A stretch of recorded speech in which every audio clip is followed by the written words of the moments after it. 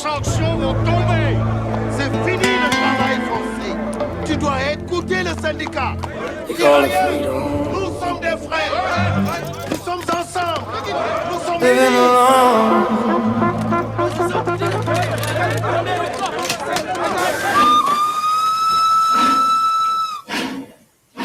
1947.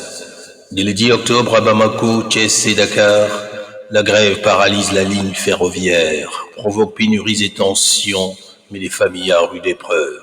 L'administration coloniale tente de briser le mouvement par la pression et la faim. Pourtant, malgré les doutes et les divisions, la solidarité s'organise.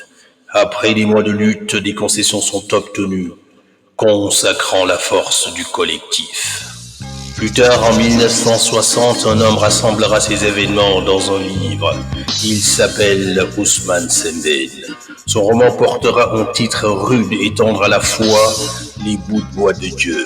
Comme si Dieu lui-même avait ramassé ses vies éparses pour en faire un de ces luminaires qui éclairent les sentiers de la justice et de la bravoure.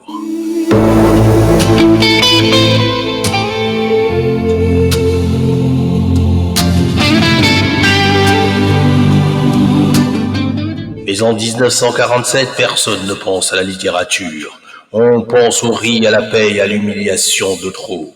Bakayoko, lui, pense plus loin. Il a le regard de ceux qui voient loin, plus loin que la prochaine gare, plus loin que Koulikoro. Quand il parle de justice, ce n'est pas un grand mot, c'est une mesure simple entre deux hommes debout. Il ne promet pas la victoire, il promet de ne plus plier. Hey, I'm a rebel, rebel in the morning time, soul rebel. Now in the evening too, I am a capturer. La grève commence comme une toux sèche, puis elle devient un souffle commun. Les trains s'arrêtent, le monde blanc s'étonne qu'un monde noir puisse dire non. Alors vient la faim, vieil allié des puissants. Elle s'installe dans les maisons, gratte les marmites, amincit les joues des enfants. Et là, c'est Ramatoulaye. Elle ne parle pas beaucoup, mais elle tient. Elle tient la maison, elle tient les autres femmes, elle tient la dignité et s'attaque aux notables repus dont son frère Mabigué. Puis arrive Pende, rentrant d'une escapade galante.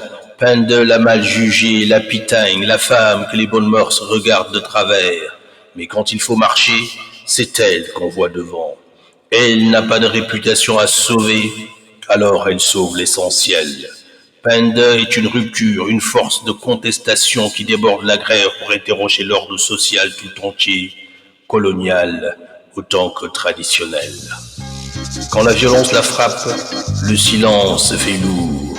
On comprend que certaines morts écrivent plus que les discours. Pende tombe, mais sa chute pousse les autres à s'élever plus haut. Ainsi avance l'histoire, non par les palais, mais par les corps fatigués qui refusent encore. Et quand, des années plus tard, Sembène couchera tout cela sur le papier, ce ne sera pas pour glorifier, ce sera pour rappeler. Il rappelle que l'histoire se fait rarement par de grands hommes, mais par une multitude de volontés discrètes.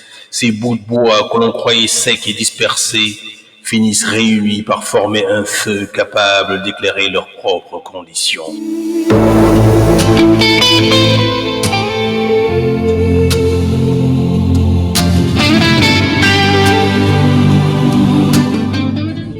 Et c'est là, peut-être, dans cette flamme née de la nécessité, que réside la vraie grandeur du récit.